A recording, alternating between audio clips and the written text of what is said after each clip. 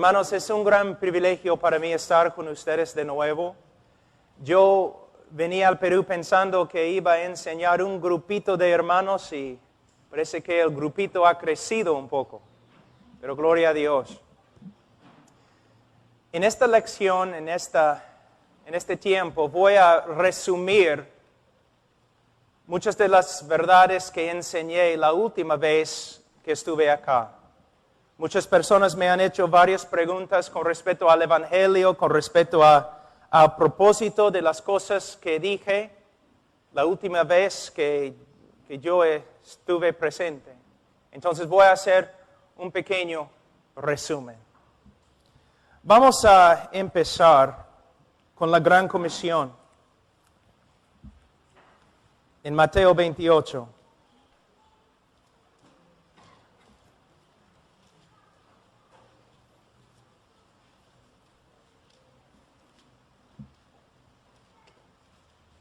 En versículo 18, Jesús se acercó y les habló diciendo: toda potestad me es dada en el cielo y en la tierra. Por tanto, id y haced discípulos a todas las naciones, bautizándolos en el nombre del Padre y del Hijo y del Espíritu Santo. Nosotros tenemos la responsabilidad de ir a todo el mundo y predicar el Evangelio. Pero tenemos que entender lo que es el Evangelio. Y no solamente debemos predicar el Evangelio, sino también tenemos que discipular a los conversos con el Evangelio y todo lo demás que se encuentra en las Escrituras. Muchas personas piensan que la obra misionera es enviar misioneros. No es. La obra misionera es enviar la verdad de Dios a través de misioneros. Podemos tener un montón de misioneros a través del mundo. Podemos tener cualquier cantidad de actividad. Pero si no tenemos doctrina correcta, si no estamos predicando un evangelio bíblico e histórico, no estamos logrando nada. No estamos avanzando el reino de Dios. Voy a decir algunas cosas aquí hoy día y esta semana, y ustedes van a pensar, ¿con qué autoridad dice Pablo estas cosas? Hay un principio de la hermenéutica que es muy importante, que siempre debemos hacer nuestra teología en el contexto de la iglesia. ¿Qué significa? Cuando interpretamos la Biblia, vamos a decir, cuando interpretamos un texto de la Biblia, debemos usar las reglas de la gramática, tenemos que ser creyentes con el Espíritu Santo, por supuesto.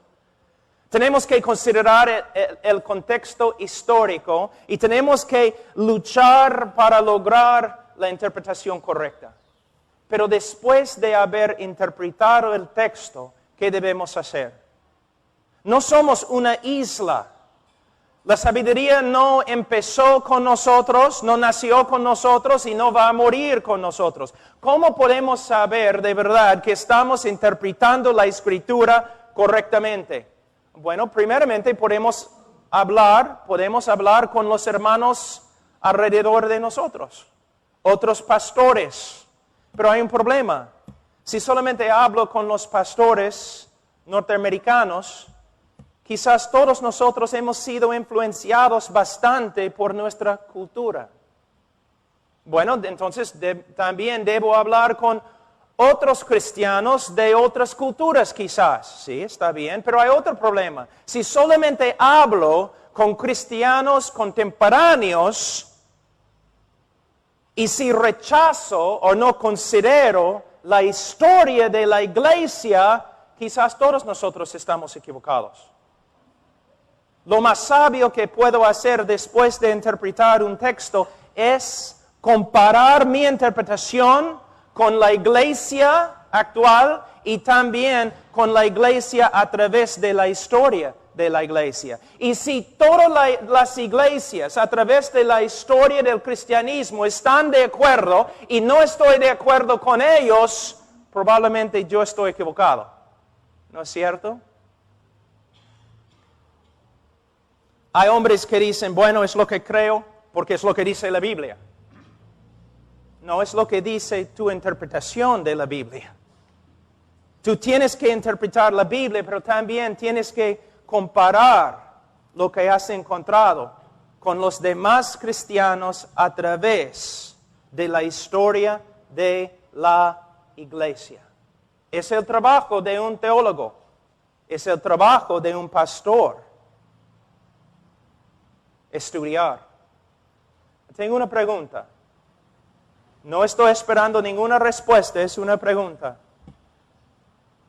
Pastores, ¿cuánto tiempo están estudiando la Biblia cada día? No solamente para preparar mensajes, sino para crecer en el conocimiento de Dios. Hay muchos que van al seminario, a un instituto bíblico, y después de graduarse del seminario ya tienen toda la verdad y no tienen que estudiar más. O solo tienen que estudiar para crear y formar sermones. Hermanos, la Biblia es tan pequeña. El conocimiento de Dios que Él nos ha dado a través de su Biblia es tan limitada que podemos alcanzar todo lo que Dios tiene para con nosotros en 3 años en un instituto. Y muchas veces también salimos creyendo lo que el instituto nos enseñó. Pero no hemos pasado horas y horas y meses y años escudriñando las Escrituras para aprender lo que verdad nos enseña. En el día de hoy, casi la mayoría de los problemas que encontramos en cristianismo tienen una sola fuente. Los obreros de Dios llenan sus vidas con actividad y ministerio, pero no pasan tiempo con el Señor en la palabra del Señor. Muchas veces somos como loros. Repetimos lo que hemos escuchado de otros, en vez de escudriñar las Escrituras para ver si es así. Hermanos, mira, lo único que tenemos es la palabra de Dios. No podemos pelear contra el diablo, no podemos pelear contra el mundo, no podemos pelear contra la depravidad del hombre con opiniones nuestras y contemporáneas. La única arma que tenemos es la palabra de Dios y tenemos que estudiarla y usarla. Los hombres que han tenido, a través de la historia de la iglesia, los hombres que han tenido el impacto más grande han sido hombres que estudiaron la palabra de Dios horas y horas cada día. Y tú dices, sí, por supuesto, los teólogos, no. Hudson Taylor, de China, conocido como quizás el misionero más importante y exitoso en la historia de misiones modernas. Su fuente, la fuente de su éxito, la fuente del poder de Dios en su vida, su estudio de las Escrituras. Me mudé hace 1 año y medio a Alabama, de Illinois a Alabama, al sur de mi país, buscando una sola cosa. Yo tengo 3 hijos. Su necesidad más grande es la verdad de Dios. Me mudé, busqué una iglesia donde el pastor, su trabajo principal es estudiar la palabra de Dios todos los días. Hay una regla. Él no debe estar en la iglesia ministrando, haciendo un montón de cosas. Nosotros necesitamos un hombre que cada domingo en la mañana y cada domingo en la noche va a pararse ante miles de personas y predicar la Biblia. Porque ha pasado 20, 30 horas en el estudio de la Escritura. Necesitamos la palabra de Dios. Pero la mayoría de los pastores en el día de hoy están corriendo por todos lados. Los que trabajan en misiones, los que tienen ministerios, todos están ocupados haciendo un montón de cosas. Pero ¿qué necesita la gente? Necesita la palabra de Dios. Y si la gran comisión va a avanzar a través de hombres y mujeres que conocen a Dios a través de su palabra, que conocen muy bien lo que es el Evangelio y lo prediquen bíblicamente y claramente. Es un llamado a dejar a un lado todas las actividades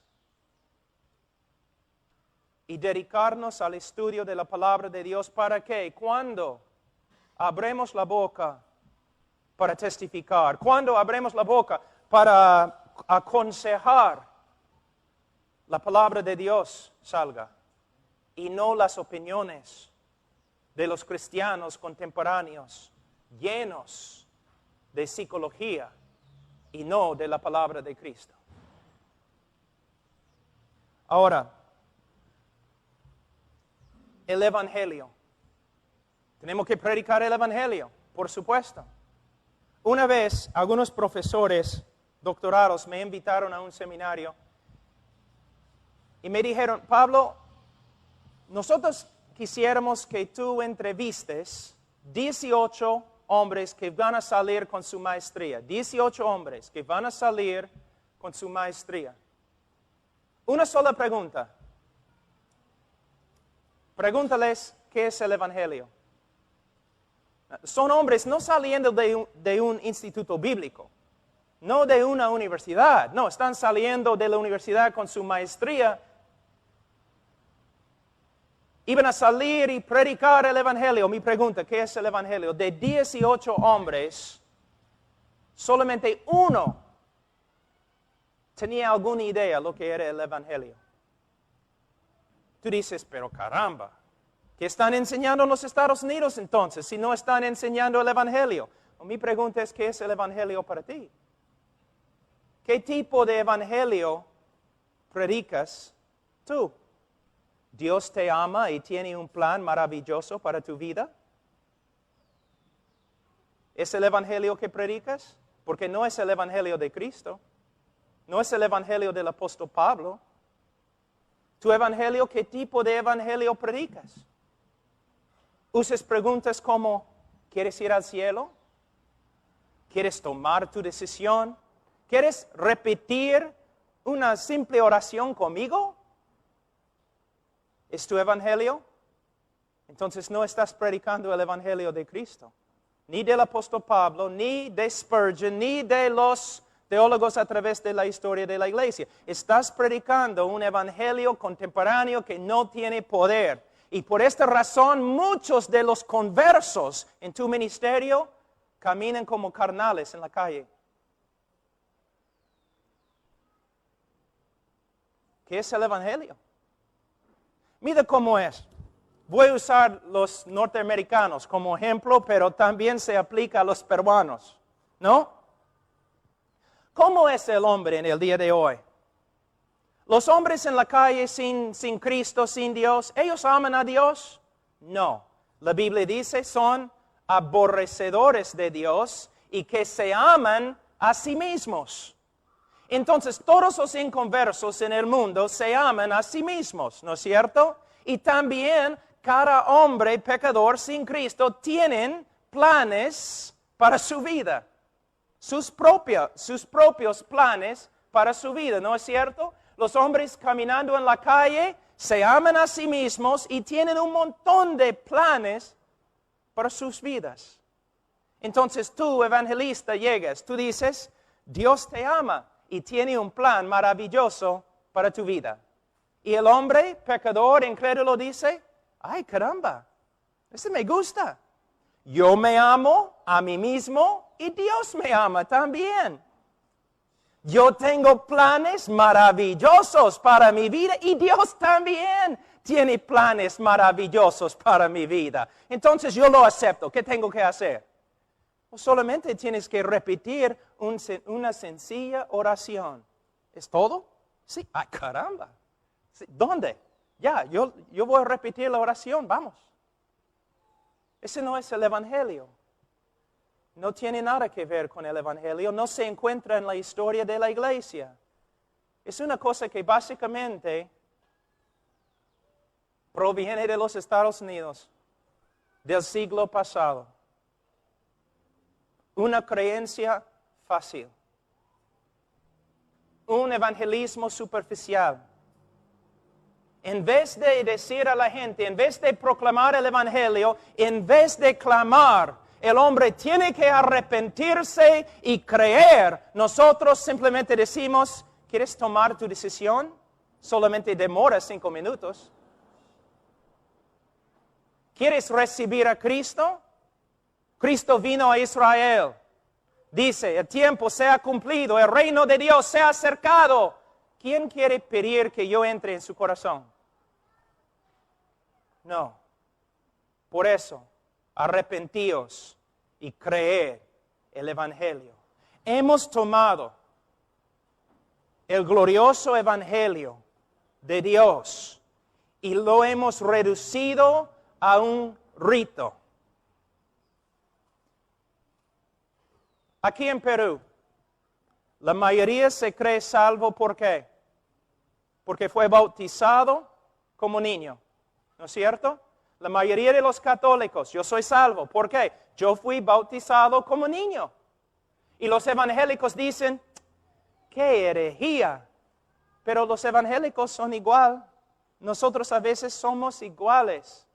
¿Vas a ir al cielo? Sí. ¿Por qué? Tomé mi decisión. Oré para que Cristo entrara en mi corazón. De nuevo, tal lenguaje no se encuentra en la Biblia, tampoco se encuentra en la historia de la iglesia, tampoco se encuentra en las prédicas de los hombres que nosotros mismos reconocemos como los grandes evangelistas. He tomado mi decisión.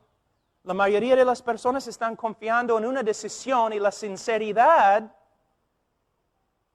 que tenían cuando tomaron su decisión, en vez de confiar en Cristo y mirar a Cristo. Otro problema de que hablé la última vez, la idea de qué es un creyente. ¿Qué es un creyente? ¿Cómo debe portarse un creyente? La Iglesia Católica asume, fíjate, la Iglesia Católica asume que todos sus seguidores son creyentes. Todos los que son católicos son creyentes, son salvos. Nosotros hacemos lo mismo. Todas las personas que han tomado una decisión con nosotros, nosotros decimos creyente. Y si vive en carnalidad, en el mundo, decimos que es simplemente un cristiano carnal. Y usamos un solo texto en la Biblia, en 1 Corintios 3, para justificar lo que decimos. Así es un creyente, vive como el diablo, pero es hijo de Dios. ¿Por qué? Hizo su decisión conmigo. En la Biblia, en la historia de la iglesia, uno puede tener la confianza de que es cristiano, no simplemente porque hizo su decisión, sino la Biblia dice, el que comenzó en nosotros la buena obra la perfeccionará. Y la evidencia de que somos creyentes es el fruto que llevamos. ¿El cristiano peca? Sí. ¿El cristiano lucha contra el pecado? Sí. ¿Un cristiano verdadero puede caer? Sí. ¿Un cristiano verdadero puede vivir en carnalidad toda su vida sin la disciplina del Señor? Absolutamente que no. No es una enseñanza de la Escritura.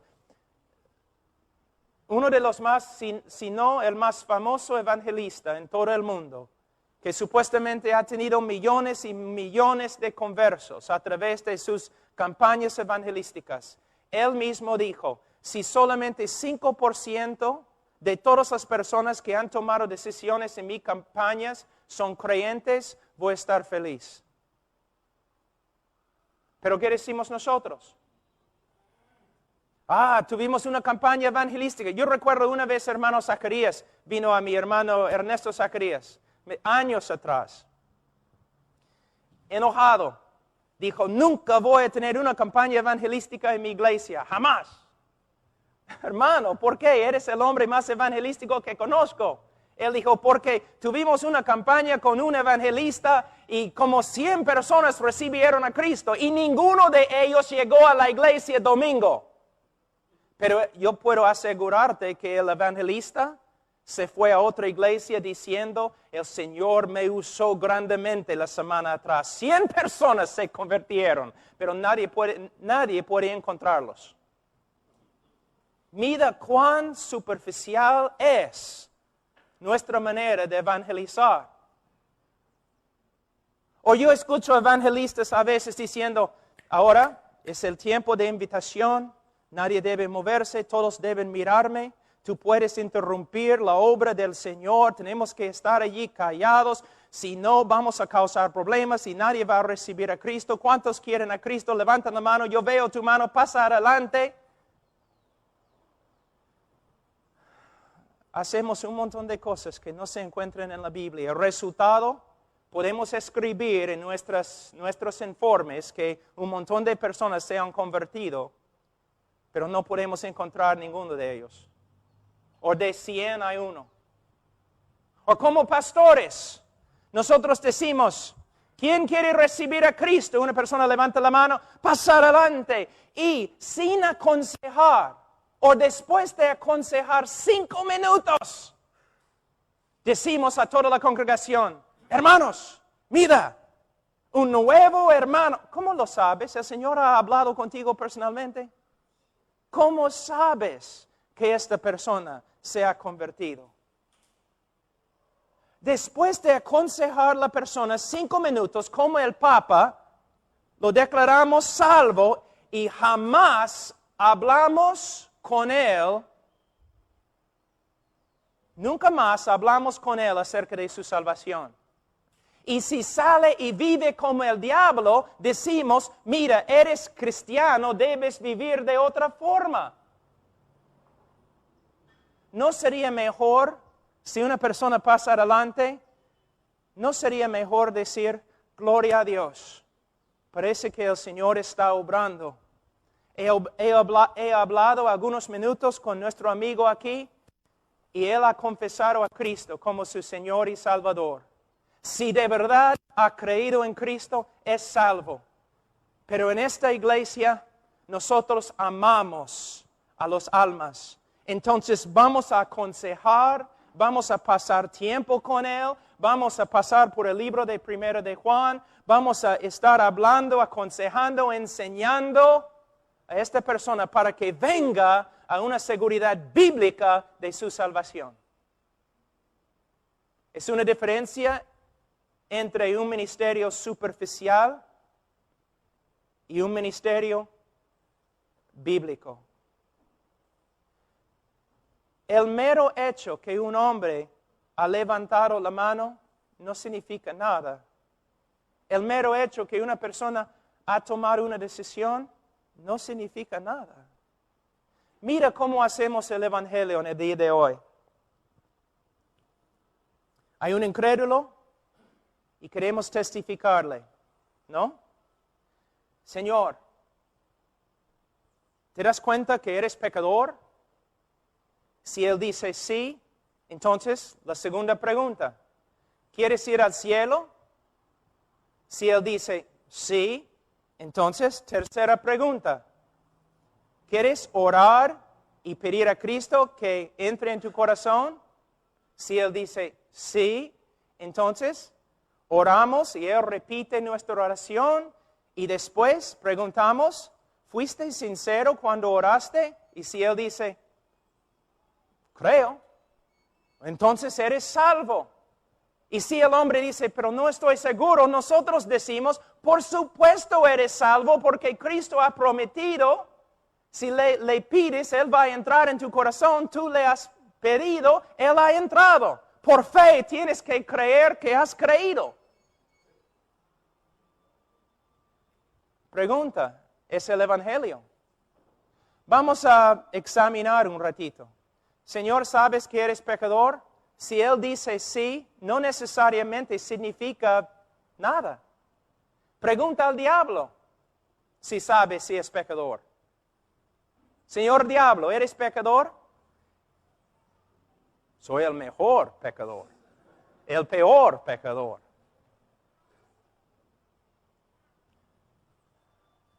Los bautistas antiguos, especialmente Juan Bunyan, en el Progreso del Peregrino, ellos enseñaron, no importa si un hombre dice que es pecador, hay otra pregunta más importante, más profunda. Señor, desde que has escuchado el Evangelio, el Señor ha obrado en tu corazón de tal forma que el pecado que antes amaste, ahora aborreces. Dios ha hecho algo en tu corazón, Señor, hay arrepentimiento. Ahora ves el pecado de una forma diferente. El pecado que antes amaste, ahora puedes decir que Dios ha obrado en tu corazón para que ahora aborrezcas este mismo pecado. Una obra sobrenatural del Espíritu Santo obrando en el corazón de un hombre muerto. Una resurrección, algo que un evangelista no puede manipular.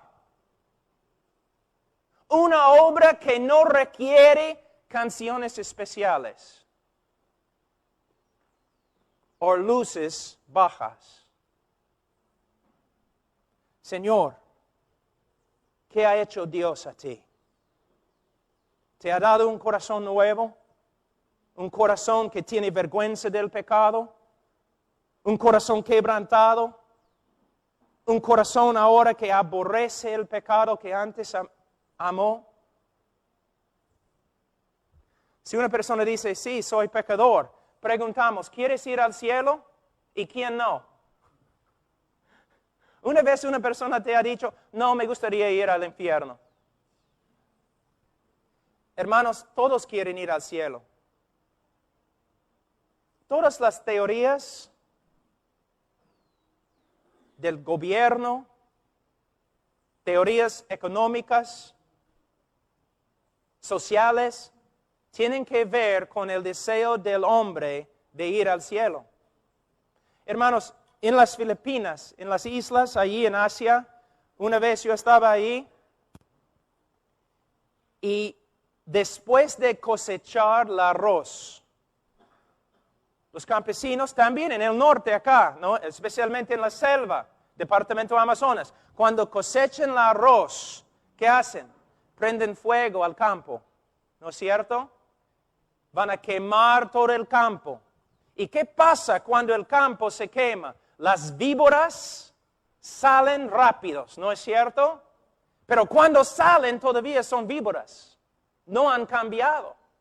Si tú preguntas a un hombre, ¿quieres ir al cielo? El peor hombre del mundo, el hombre más egoísta del mundo va a decir, por supuesto, porque quiero lo mejor para mí. Yo no quiero sufrir, yo quiero estar en un lugar lindo, hermoso. Entonces, cuando tú preguntas a una persona, ¿quieres ir al cielo? Y si él dice sí, no significa que Dios ha obrado en su corazón.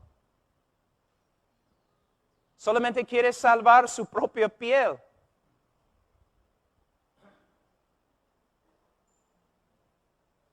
La pregunta no es, ¿quieres ir al cielo? La pregunta es, Señor, ¿ha obrado Dios en tu corazón de tal forma que ahora tienes un deseo de buscar a Dios? ¿Algo ha pasado en tu corazón? ¿Algo ha sucedido en tu corazón? ¿Tu corazón ha cambiado? Antes, Señor, La Biblia dice de ti que todo hombre nace aborrecedor de Dios, un hombre que solamente se ama a sí mismo. Pero Señor, después de escuchar el Evangelio, tu corazón ha cambiado. Ahora puedes ver que Dios es supremo y nada tiene más valor que Él. Deseas conocer a Dios y glorificar a Dios con tu vida. Todos quieren ir al cielo. La mayoría no quiere que Dios esté cuando llegue. ¿No es cierto? Por supuesto podemos hablar del cielo, por supuesto. Pero hermanos, mira lo que estamos haciendo. De nuevo, tenemos un hombre lleno de sí mismo, que tiene grandes y maravillosos planes para su vida. Y venimos nosotros con nuestro evangelio, decimos, Dios te ama tanto como tú te amas. Aún más. Dios tiene planes más maravillosos que tus planes. El hombre dice, caramba. Todo el universo gira alrededor de mí. En vez de, Señor, aquí es lo que la Biblia dice acerca de ti. Usando la Escritura con amor y compasión, pero usando la Escritura y la ley de Dios para exponer su pecado. Para que el Espíritu de Dios pueda usar la palabra de Dios para crear arrepentimiento en su corazón. Y hablando no del cielo, hablando de Dios. Dios, Señor, una obra Dios ha hecho en tu corazón para que ahora ames a Dios, desees a Dios. ¿Cuántas personas vienen a mí? Quiero recibir a Cristo. ¿Por qué? Porque quiero que Él arregle mi vida. Es lo que predicamos en el día de hoy. Debes venir a Cristo. ¿Por qué? Porque Él puede arreglar tu vida. No tienes dinero, Él puede darte dinero. Estás enfermo, Él puede sanarte. Tu familia está mal, Él puede arreglar todo. No debes venir a Cristo porque Cristo es digno. Porque Él te creó. Él es el Señor del universo. Él es merecedor de toda alabanza y gloria. Aún los que van al infierno deben adorar a Cristo porque Él es digno. El hombre no es el centro del universo y tampoco es el centro del Evangelio. Dios y su Cristo es el centro del Evangelio. Pero tenemos un Evangelio totalmente humanista. Humanista. Dios te ama. Y Dios tiene un plan maravilloso para tu vida. Si una persona dice, sí, quiero ir al cielo, entonces decimos, entonces, ora esta sencilla oración conmigo. En el libro de Hechos, en alguna parte, se usa este método. Jesús una vez usó este método. Tú dices, pero Romanos 10 no dice, no es una base bíblica para esta forma de evangelismo. Debemos decir, repite esta oración. No, ¿qué debemos hacer? Debemos hacer exactamente lo que Jesús hizo y lo que los apóstoles hicieron. Señor, para ser salvo, la Biblia manda que te arrepientas, que reconozcas tu pecado y que dejes tu pecado y que te acerques a Dios por medio de la fe en el Señor Jesucristo. ¿Qué debo hacer entonces? Clama al Señor que te salve. Si tu corazón está quebrantado, si reconoces tu pecado, entonces clama al Señor hasta que te salve. ¿Sabe qué? Algunas personas se ponen de rodillas y así se levantan. Caramba, el Señor me ha salvado. El Señor me ha salvado. Algunas personas tienen que luchar y pelear meses. ¿No es interesante que casi todas las personas que han recibido a Cristo contigo lo han hecho en algunos minutos? Pero a través de la historia encontramos hombres, a veces sufriendo tanto bajo la convicción del pecado, clamando al Señor, sálvame, sálvame, buscando al Señor en la Escritura, meses y meses, y un día el Señor los salva. Pero no necesitamos hacer esas cosas en el día de hoy, porque nosotros tenemos un método mejor, un método instantáneo, ¿no? Una ilustración que uso. Yo estaba predicando cerca de Alaska, en el norte. Y un señor entró en la iglesia. Cuando empecé a predicar, él entró. Una montaña, un hombre bien grande, de como 65 años por ahí. Entró, una cara tan triste. Entonces empecé a predicar el Evangelio. El Evangelio. Y después de predicar, bajé de la plataforma, fui al hombre, dije, Señor, tienes la cara más triste que he visto en mi vida. ¿Qué pasa? Y él sacó algunos rayos X y me dijo, acabo de venir del hospital, voy a morir en 3 semanas. El médico me dijo, tengo 3 semanas. Yo le dije, Señor, yo te prediqué el Evangelio. ¿Entendiste? Él dijo, sí, entendí. ¿Qué habrías hecho tú? Entonces, ¿quieres repetir esta oración conmigo? Pero él dijo, sí, entiendo. Un niño puede entender. ¿Pero es todo? Yo entiendo. Pero no he cambiado con respecto a mi pecado.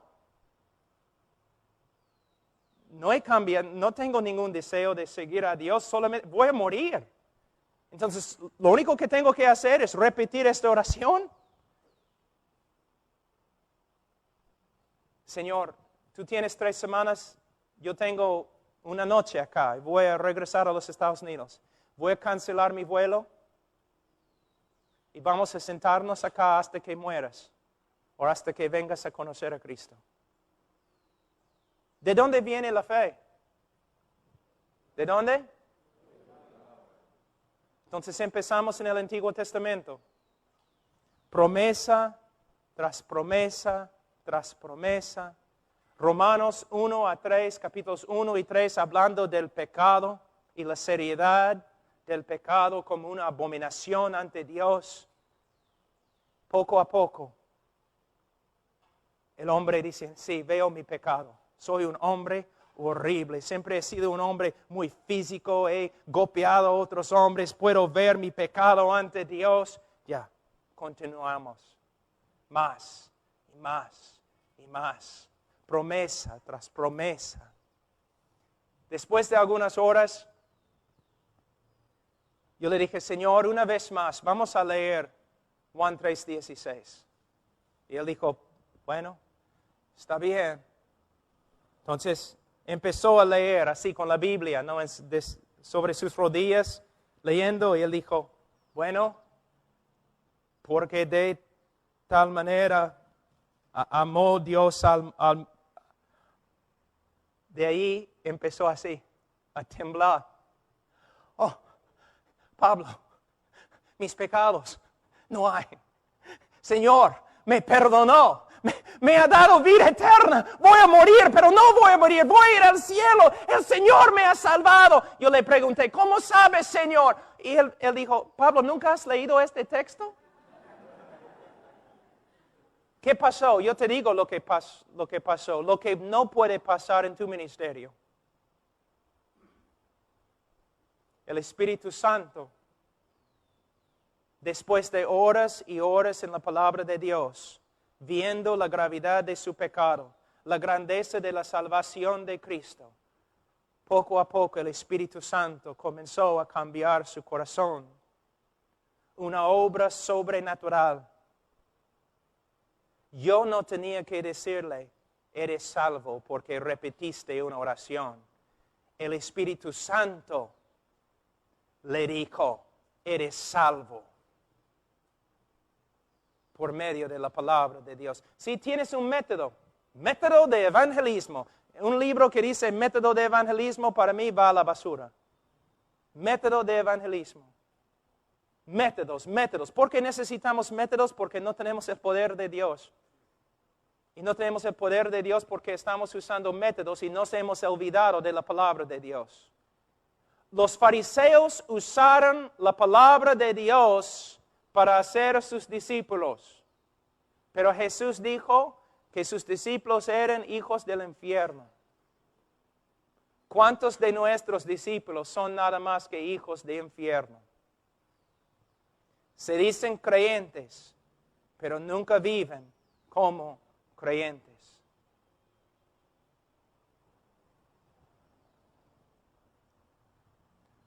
Hermanos,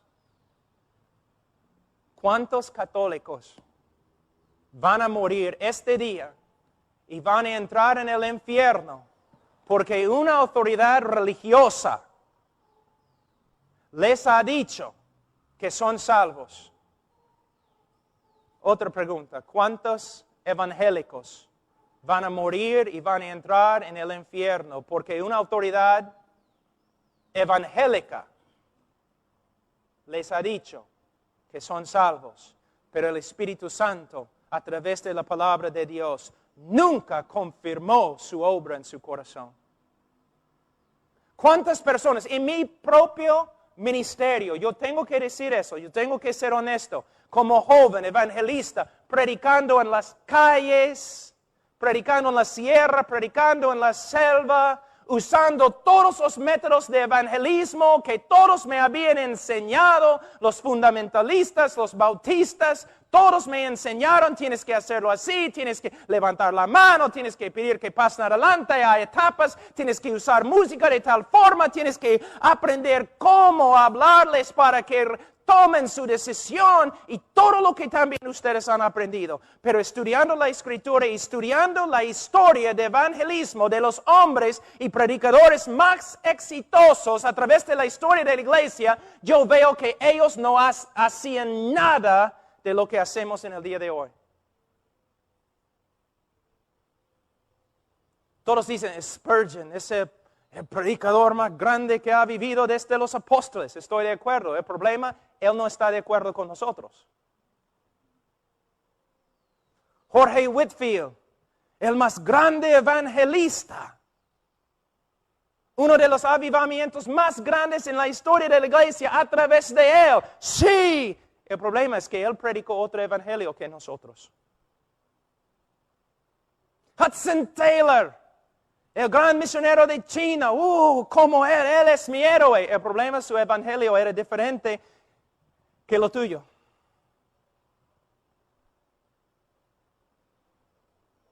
Jorge Mueller, el hombre de fe en Inglaterra, él ayudó 10,000 huérfanos. Quiero ser como él. El problema es que su evangelio no era como nuestro evangelio en el día de hoy. Guillermo Carne, el padre del movimiento misionero moderno. India. Nosotros trabajamos con la primera iglesia que él fundó en India. Quiero ser como él, pero hay un problema. Su evangelio era diferente que el evangelio que predicamos en el día de hoy. Era un evangelio basado en la palabra de Dios. Un evangelio que no podía avanzar por medio de métodos de manipulación y psicología. Era un evangelio que dependía totalmente del Espíritu Santo. Si el Espíritu Santo no regenera tu corazón, yo no puedo hacer nada contigo. Yo solo puedo predicar. A veces, hermanos, la manera en que yo he predicado antes, cuando yo era joven, como un payaso. ¿No? En una campaña vamos a tener un montón de cosas para atraer a la gente, vamos a tener payasos, vamos a tener música, vamos a tener cantantes especiales y vamos a tener predicadores elocuentes y todo lo demás. Todo eso no puede levantar a los muertos. Y los hombres incrédulos son muertos. Ahora, ¿cómo veo la prédica evangelística? Como Ezequiel. Ezequiel, ¿estos huesos vivirán? Tú sabes, Señor. Yo voy a profetizar. Yo voy a predicar la palabra de Dios. Pero solo el Espíritu Santo de Dios puede levantar a los muertos. Y si de verdad es la obra del Espíritu Santo, ellos no solamente se van a levantar, sino también van a caminar y van a continuar caminando hasta la gloria. Y no vamos a tener que buscarlos tanto, porque las ovejas verdaderas oyen su voz y le siguen. En la próxima prédica voy a predicar sobre lo que es el Evangelio. Oremos, hermanos. Padre Santo, te doy gracias por este día, por los hermanos que han venido. Te doy gracias, Señor, por tu palabra. Señor, ayúdanos a entenderla. Predicar un evangelio puro, limpio, bíblico, histórico. Y Señor, use el evangelio para levantar a los muertos, para llamar tu pueblo. En el nombre de Cristo Jesús. Amén.